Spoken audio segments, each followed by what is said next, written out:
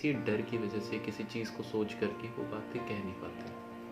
तो आप सोचते हैं कि किससे कहा जाए कि इसके कॉन्सिक्वेंसेस ना नज़र आएँ। तरीके से अगर कोई स्टूडेंट है, कोई पढ़ाई कर रहा है और उसको कुछ गलत लगता है, उसको लगता है कि यार नहीं ये चीज़ गलत हो रही है, लेकिन वो फिर भी उस चीज़ को लेकर के चुप रहता है। कहता है कि अगर मैं कुछ बोलूँगा तो मेरे मार्क्स कट जाएँगे, मुझे नहीं समझ में आ रहा है, मैं बार-बार टोकूँगा तो मेरे मार्क्स कट जाएँगे या मेरी कोई अटेंडेंस ई जो है, ये ई में भी बहुत पावर है, एनलाइटमेंट, एनर्जी है।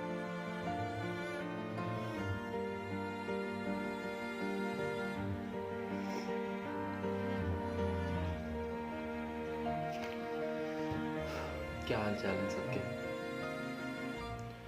अच्छा, सेटअप चेंज किया, सोचा कि थोड़ा सा डिफरेंट करना बहुत ज़रूरी हो गया था। होता यह है कि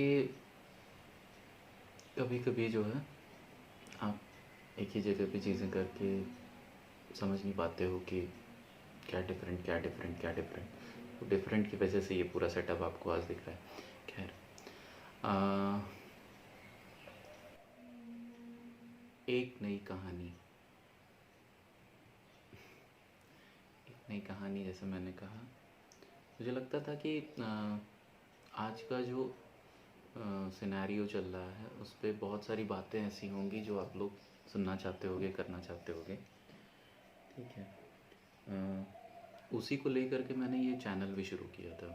इस चैनल को शुरू करने का कोई पर्पज़ ऐसा नहीं था कि मुझे इससे कोई फ़ायदा या नुकसान या कुछ ऐसा मेरे को टाइम नहीं में पास हो रहा था तो मैं चलो वीडियोस बना लूँ या कुछ भी, ऐसी कोई चीज़ नहीं थी।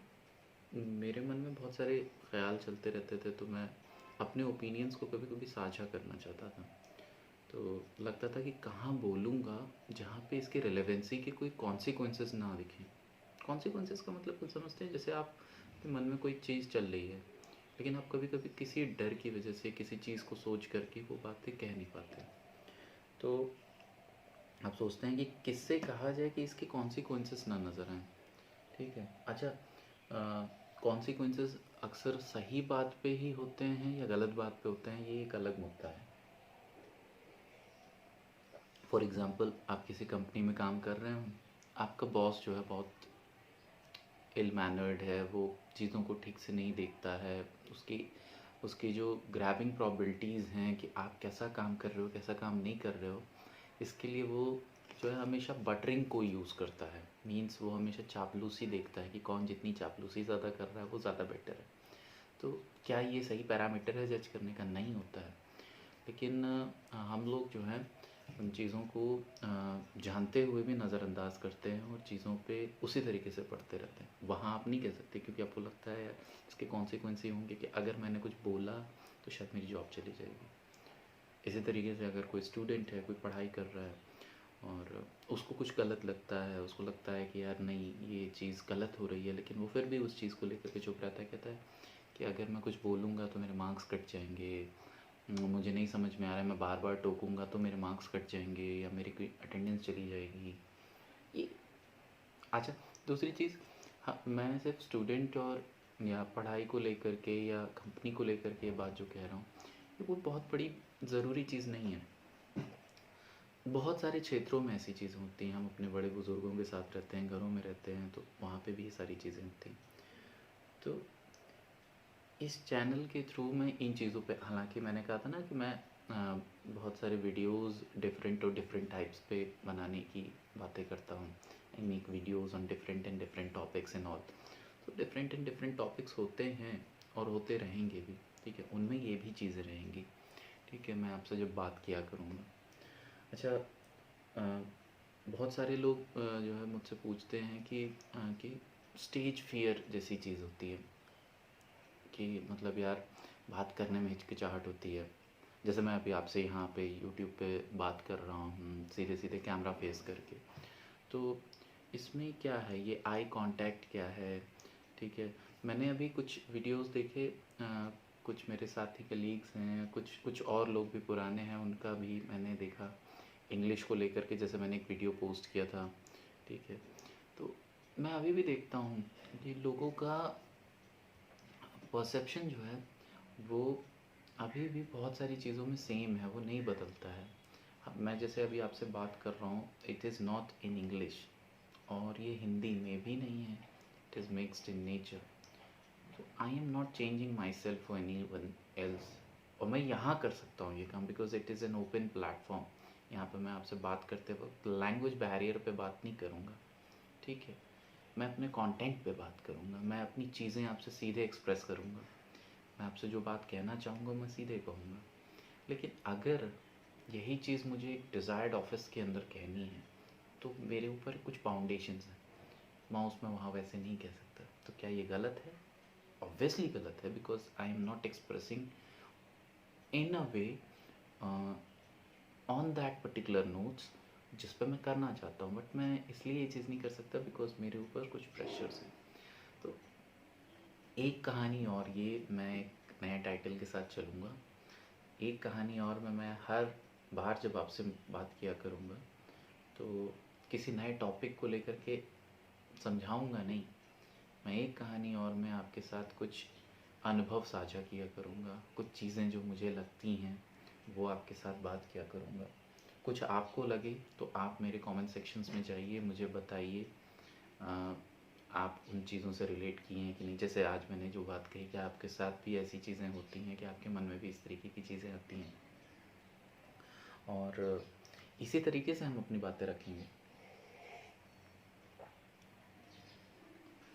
आज जो एक कहानी और मैं कहने की कोशिश कर रहा था, एक तो जो बात मैंने कही वो वही कि आप अपने अनुभवों को कभी कभी बहुत दबा के रखते हैं, एक्सपीरियंसेस को बहुत ही ओपन माइंडेड होकर के अपनी जगहों पे नहीं कहते हैं क्योंकि आपको डर लगता है चीज़ों से। ये डर क्या है? डर से मुझे याद आया कि डर में बड़ी चीज़ें आ जाती हैं। डर में क्या है कि हम लोग जो है डरते क्यों हैं किसी भी चीज़ के लिए? एक्चुअली क्या है फियर? एक्चुअली में है क्या, फंडा क्या है फियर का? ठीक है, स्टेज फियर है, बोलने में डर लगता है, चीज़ें करने में डर लगता है। तो ये डर से आप कैसे बाहर निकलोगे? तो मुझे लगता है फियर का जो कॉन्सेप्ट है उस पर कभी बात ज़रूर होनी चाहिए। और वही चीज़ मैं आपसे आज कहूँगा कि फियर जो है, फियर में एफ का मतलब होता है फेस, हम दोनों का फेस, जो देख रहा है वो, जो बोल रहा है वो। दूसरा फेस का मतलब क्या है कि आप किसी के सामने उसके प्रतिद्वंदी भी बनो।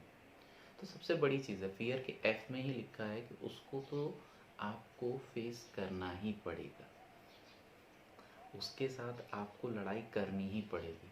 अब लड़ाई नॉट लिटरली, ठीक है ना, लड़ाई का मतलब है कि आप किसी भी चीज़ को जब तक आप जानोगे नहीं, उसके सामने डट के उसका सामना नहीं करोगे, जो सामना करना होता है, फियर का एफ वही डिनोट करता है, ठीक है। ई जो है, फियर के ई में भी बहुत पावर है, एनलाइटमेंट है, एनर्जी है, एक्सपोजर है, और भी बहुत सारे ई से। अब जितने भी ड्रामेटिक शब्द ले आना चाहते हो ले आओ, लेकिन मेरे लिए एनलाइटमेंट है, एनर्जी, एक्सपोजर है। तो फेस कीजिए उस चीज़ को, किसके साथ? एनलाइटमेंट के साथ, एनर्जी के साथ, एक्सपोजर के साथ। दो पर्टिकुलर शुरुआत के लेटर में ही फियर पूरा गिर जाता है। ए, एटीट्यूड, बॉस, बहुत ज़रूरी है attitude, but it should be proper, it should be elegant। वो एटीट्यूड एरोगेंस नहीं लगना चाहिए, एटीट्यूड नज़र आना चाहिए, वो पर्सनालिटी में नज़र आना चाहिए, वो एक तरीके में नज़र आना चाहिए, उसमें उसमें वो चार्म होना चाहिए कि सामने वाला, यार बात है इसमें, इसमें कुछ है, वो चीज़ दिखनी चाहिए। आर, आर तक पहुँचते पहुँचते आपके फियर का पूरा कॉन्सेप्ट ही बदल जाता है। Response, face with energy, enlightenment, with attitude, and then respond। Response बहुत बड़ी चीज़ होती है। आंसरेबल किसी भी चीज़ का होना बहुत ही रिस्पेक्टेड चीज़ होती है। आप उसमें कोई भी चीज़ लिख नहीं सकते। हमसे कई तरीके के सवाल पूछे जाते हैं, हम हर जगह सेम तरीके से आंसर देते हैं? नहीं। हम इवन हेलो भी करते हैं किसी को फ़ोन पे तो अलग अलग टोन्स में करते हैं। हम किसी को ग्रीट भी करते हैं तो अलग अलग टोन्स में करते हैं, दैट्स रिस्पॉन्स। तो फियर के जो फंडामेंटल्स है ना, मेरे दिमाग में जब ये शुरू से आए, मैं खुद बहुत डरता था, ऐसा नहीं है। मैं आज जो आपके सामने हूँ, दैट्स नॉट द निशांत 10 साल पहले जो हुआ करता था। बट फियर के साथ कॉम्बैट करते करते करते करते इतना आगे आ चुका हूँ कि मुझे फियर की डेफिनेशन ही बदलनी पड़ गई। तो face, energy, enlightenment, exposure, attitude, response, this is what fear means to me. आपके लिए क्या है मुझे ज़रूर बताइएगा, ठीक है। लेकिन मुझे जो लगता है कि जो भी लाखों करोड़ों लोग हैं, जो 10-5 लोग इस वीडियो को देखेंगे, अगर उन 10-5 लोगों में किसी को फियर से फियर लगता है तो आई होप ये डेफिनेशंस उनके काम में बहुत आने वाली हैं। और ये ध्यान रखिएगा कि मैं जो कह रहा हूँ या कोई और कुछ कह रहा है, उसको फॉलो कभी नहीं करना है। उसके की इंग्रेडिएंट्स निकालिए, रॉ डेटा निकालिए, उसको निचोड़िए और उसमें अपना तड़का लगाइए, तब उसमें आगे बढ़िए। इतना इजी नहीं है कि किसी को भी आप फॉलो करें और वो चीज़ें ठीक हों। बट मुझे जो लगता है कि आपको किसी और को फॉलो करने से बेटर है आप अपनी चीज़ों के परसेप्शंस बनाइए, ताकि आपको भी पता लगे कि नहीं यार, जो मैं कर रहा हूँ वही सही है, जो ये बोला था वो तो पागलपन है, ठीक है। सो एक कहानी और में फियर के साथ फियरलेस होकर के पढ़िए। आज के वीडियो में मैं बस आपसे यही बात करना चाहता था। होप कि शायद आपको कुछ चीज़ें इसमें रेलेवेंट लगें, मज़ा आया करे, बोर हुआ करिए तो भी बताइएगा, ठीक है। कुछ नए कहानियों के साथ मैं ज़रूर फिर से लौटूंगा। तब तक के लिए अपना ख्याल रखिएगा और do subscribe to my channel. अगर आपको पसंद आए तो, नहीं पसंद आए तो भी बताइएगा, ठीक है। See you for now, will see you in the next video.